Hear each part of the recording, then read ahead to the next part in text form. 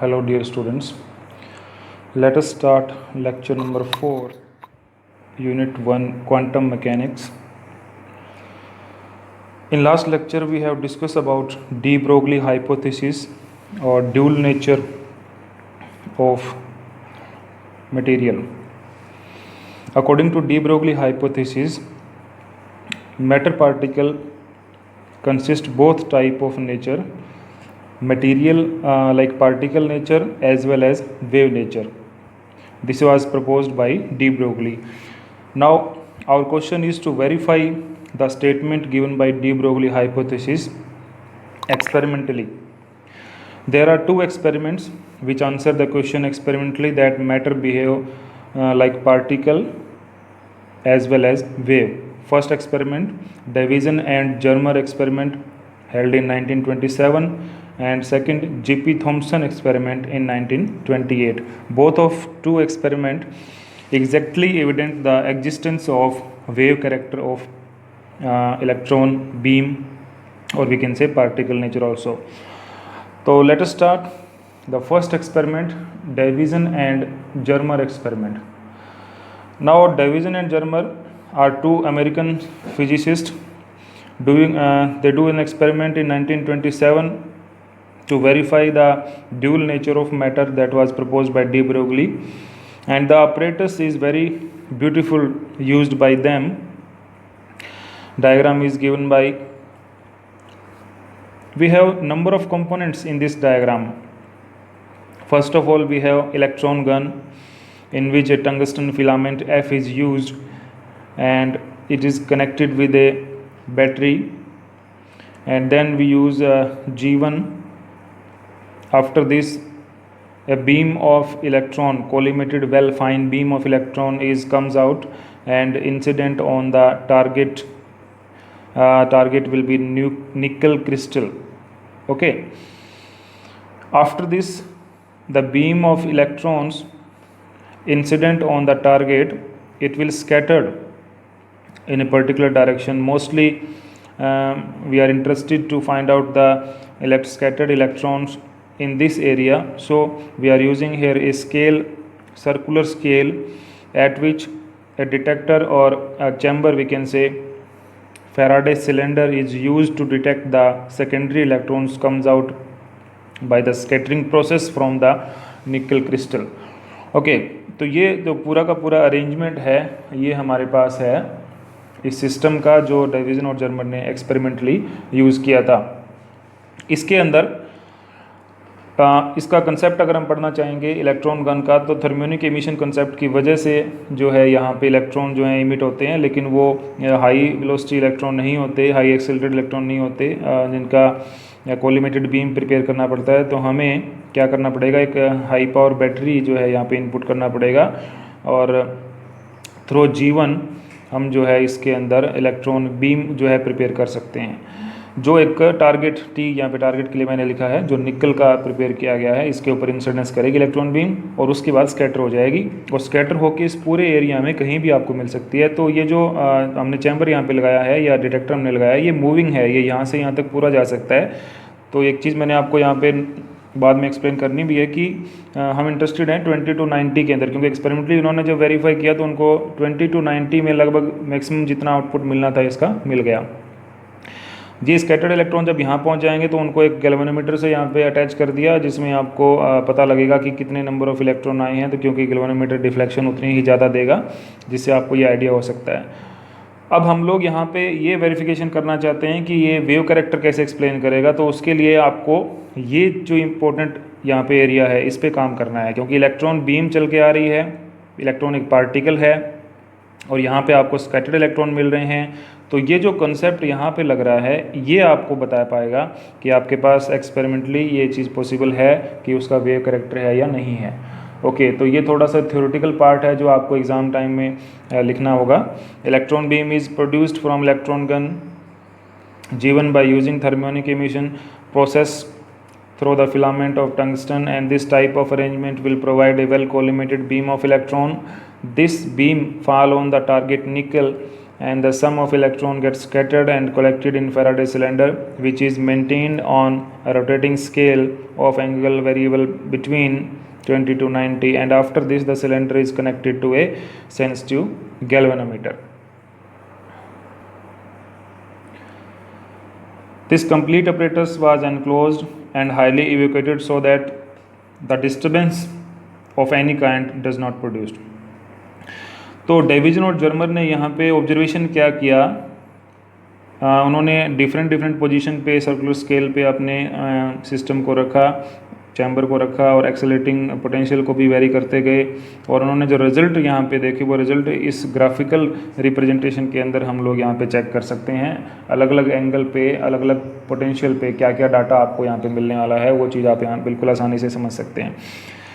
Starting में जब उन्होंने देखा कि जब हम 40 वोल्ट का पोटेंशियल डिफरेंस अप्लाई करते हैं तो जो इंसिडेंट बीम यहाँ पे लिखने का मतलब है कि करंट की हम बात कर रहे हैं, और वो जो इंटेंसिटी रिजल्ट है हमारे पास आउटपुट के अंदर वो कैसा आता है कि एक नॉर्मल लाइन मिलती है। यहाँ से हम कह सकते हैं कि जैसे हम इसको इंक्रीज़ करेंगे इट में भी इंक्रीज्ड, क्योंकि ओम्स लॉ वेरीफाई करना है हमने यहाँ, उससे होता रहेगा।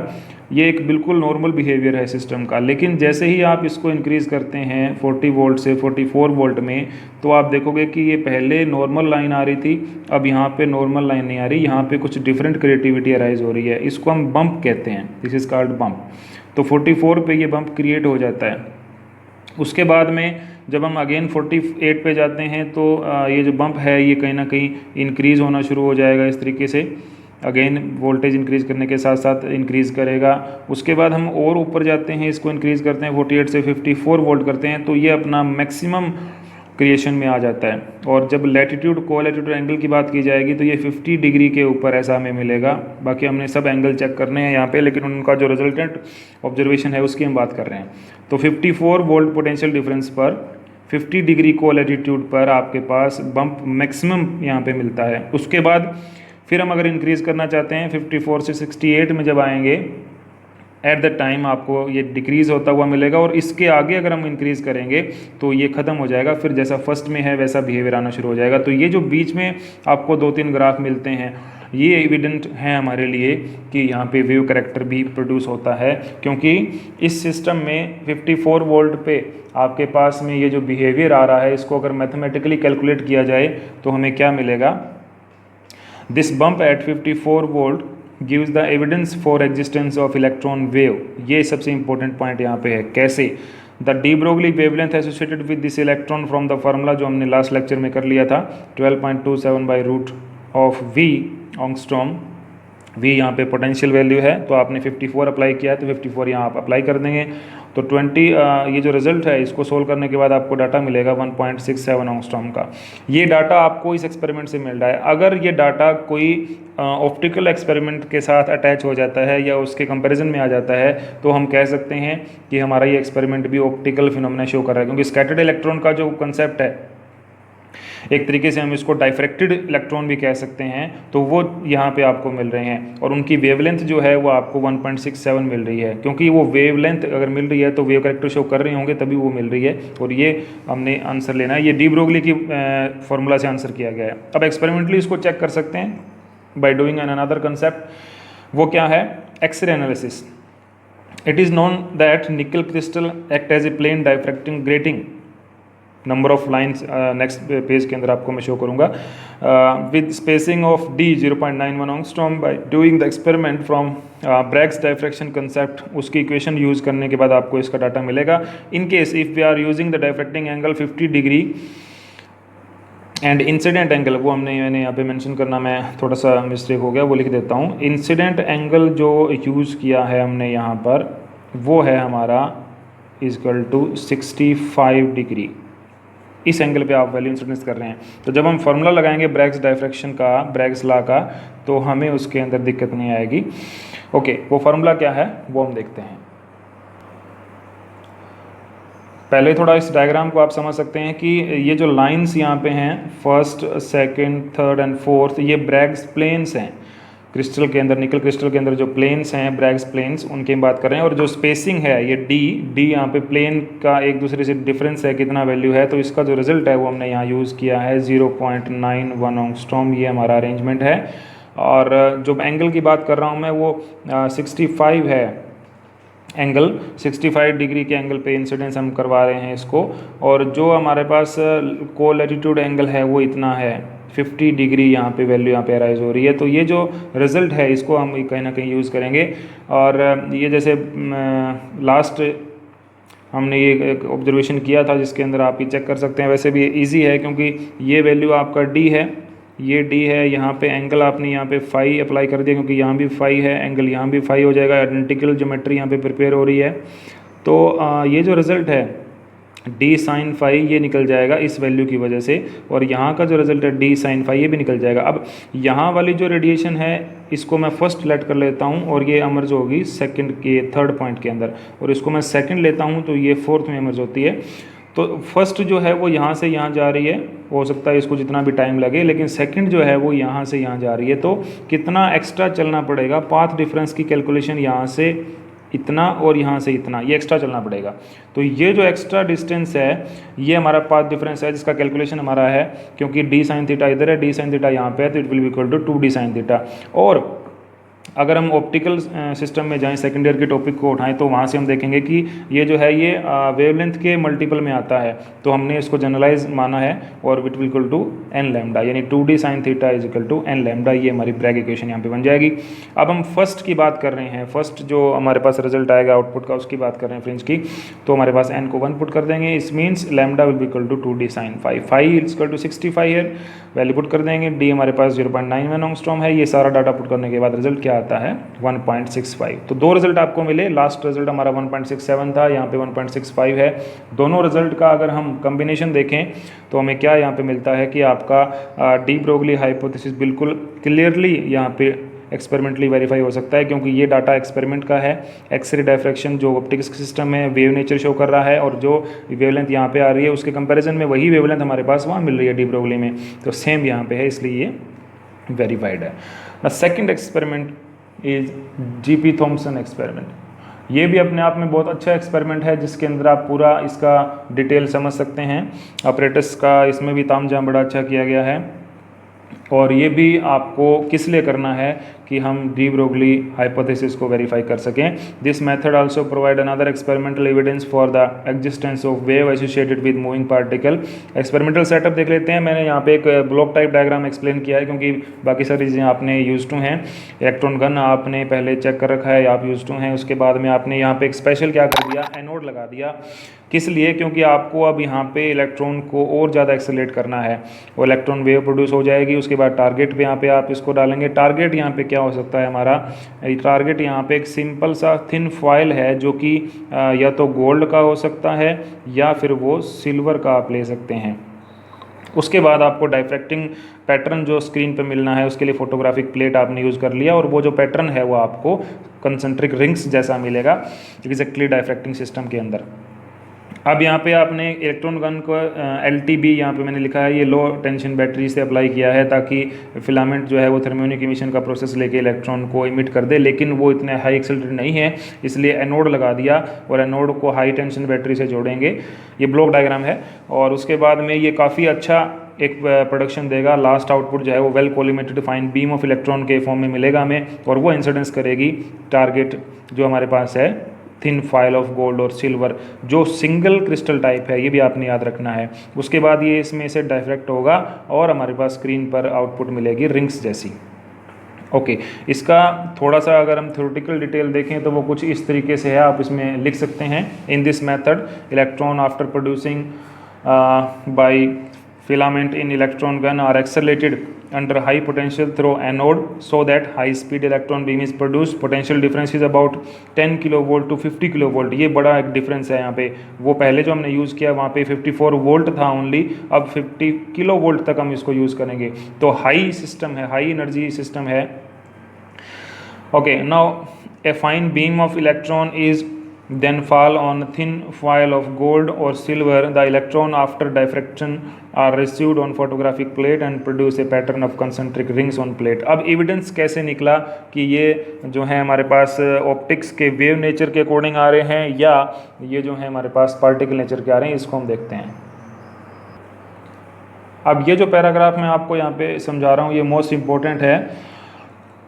कि जो पैटर्न हमें मिला है स्क्रीन पे फोटोग्राफिक प्लेट पे, उसका एनालिसिस करना है कि वो वास्तव में वेव नेचर से है या वो पार्टिकल डायफ्रैक्शन नेचर यहाँ पे जैसे नहीं हुआ है वेव नेचर का, उसकी हम बात करेंगे। तो उसके लिए हम क्या करते हैं, जैसे ही स्क्रीन के बाद में यानी उस पर्टिकुलर टारगेट के बाद वो इलेक्ट्रॉन अगर निकलते हैं आगे, तो उस स्क्रीन पर पहुँचने से पहले हम मैग्नेटिक फील्ड अप्लाई कर देते हैं।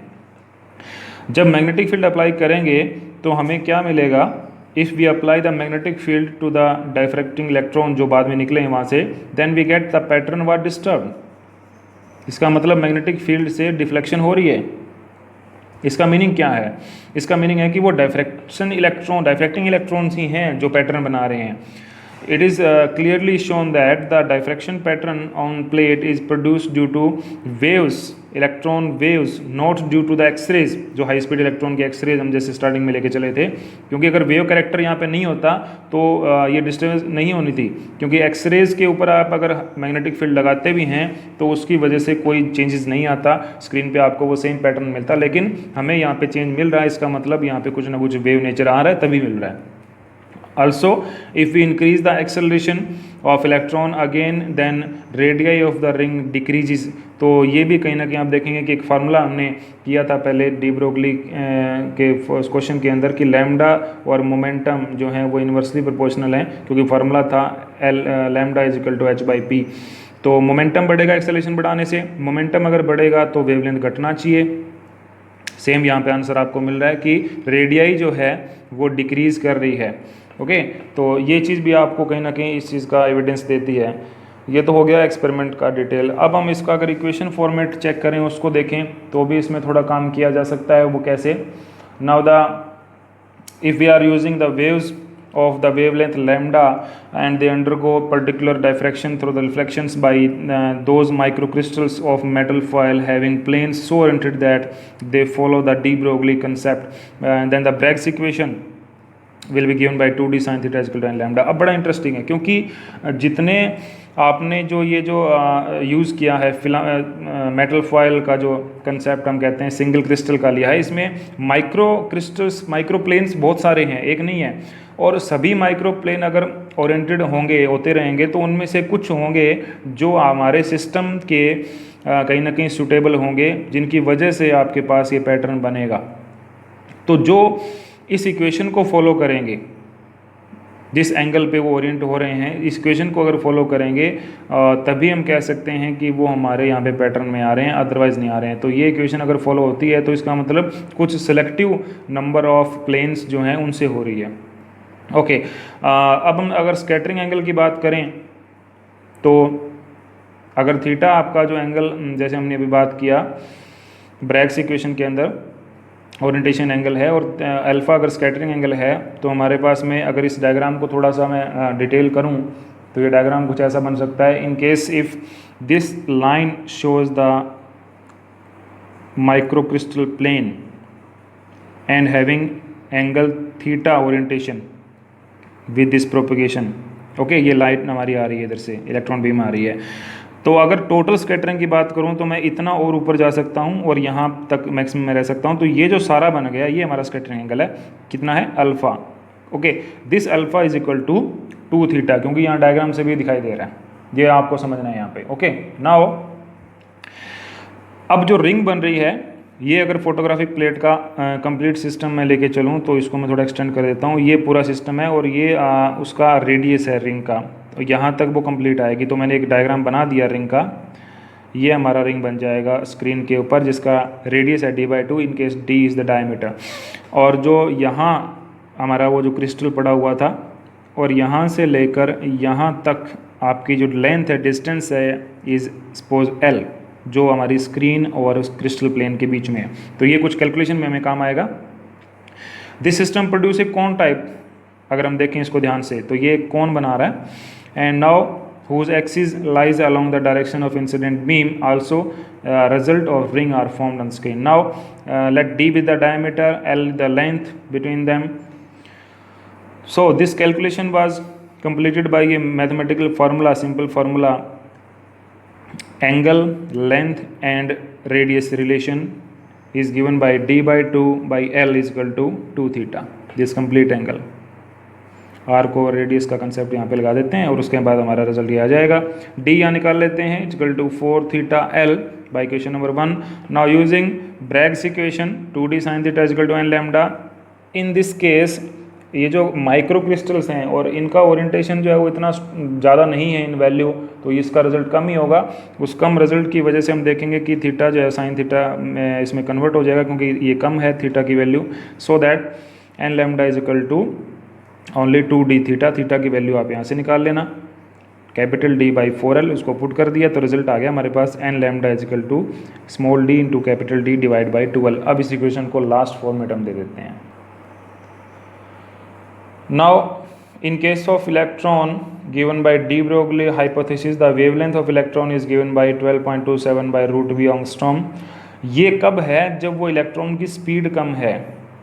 अगर हम स्पीड बढ़ा देते हैं या एक्सेलरेटिंग पोटेंशियल को इंक्रीज कर देते हैं तो हाई स्पीड इलेक्ट्रॉन बन जाएंगे और उस कंसेप्ट में उनकी स्पीड बहुत ज़्यादा हो जाती है। Suppose it is comparable to the speed of light, तो रिलेटिविटी कंसेप्ट तो आएगा। वो रिलेटिविटी कंसेप्ट इंट्रोड्यूस होने की वजह से हमें ये फार्मूला मॉडिफाई करना पड़ेगा, जिसका रिजल्ट कुछ ऐसा बनेगा 150 divide by root v 1 plus alpha by 2। Now here alpha is not a scattering angle, it is a relativistic constant, correction factor is equal to electron volt divided by 300 m node into c square। okay, अब हम इन values को use करते हैं। these values are used to prepare the last result। Lambda की जो value है वो आप लास्ट इक्वेशन में पुट करेंगे तो d निकल जाएगा आपका। d कितना बनेगा 2nl लैम्डा बाई d। अब यहाँ पे आपने वैल्यू पुट करना है लैम्डा का, ये वैल्यू पुट करने के बाद आपको डाटा मिलेगा 2nl by d 150 by v 1 plus alpha by 2 का रूट। अब यहाँ से आप देखेंगे कि ये सब चीज़ें जो हैं कॉन्स्टेंट है, वेरिएबिलिटी यहाँ पे आती है खाली, और इधर d हमारे पास रेडियस का डायमीटर है उसमें वेरिएबिलिटी आएगी। जैसे हमने बताया था कि आप इंक्रीज़ करते हैं मोमेंटम को तो रेडियस जो है वो डिक्रीज़ करेगा, तो इसका मतलब ये इस तरीके से रिलेटेड है, ये कांस्टेंट आ जाएगा। एक तो ये वेरिफिकेशन हमारे पास चाहिए तो हमने कर दिया। सेकेंडली अगर हम इसको और थोड़ा सा एक्सटेंड करें एक्सपेरिमेंट को, तो उसने एक अच्छा हमारे पास डाटा और भी दिया है। वो ये कहता है कि हम यूज़ कर सकते हैं इस इक्वेशन को for determining the spacing of planes. Small d की वैल्यू हम यहाँ पे निकाल सकते हैं, तो यहाँ से यूज़ करना है डायरेक्टली आपने फार्मूला, कोई ज़्यादा इसमें दिक्कत नहीं है। 2nl बाई d सिर्फ आप इंटरचेंज कर देंगे स्मॉल d और कैपिटल D को, फार्मूला वही बन जाएगा। Now the value of d from this result for diffraction different metals give the same result as determined by the x ray diffraction method. तो ये लाइन अपने आप में एक एविडेंस है कि ये जो रिजल्ट है ये हमारा डी ब्रोगली हाइपोथेसिस की फार्मूला को यूज़ करके बनाया, और हम एक्सरे डाइफ्रैक्शन के मेथड को यूज़ करके भी अगर देखें तो ये सेम रिजल्ट देता है। तो इसका मतलब जीपी थॉम्सन मेथड जो है वो प्रूव करता है कि डी ब्रोगली एक्सपेरिमेंटली एविडेंट देता है उसको कि वो सही है। तो ये दो क्वेश्चन हमने एक्सपेरिमेंटली यहाँ पे कर लिए जो आपको रिजल्ट देते हैं। Okay, thank you.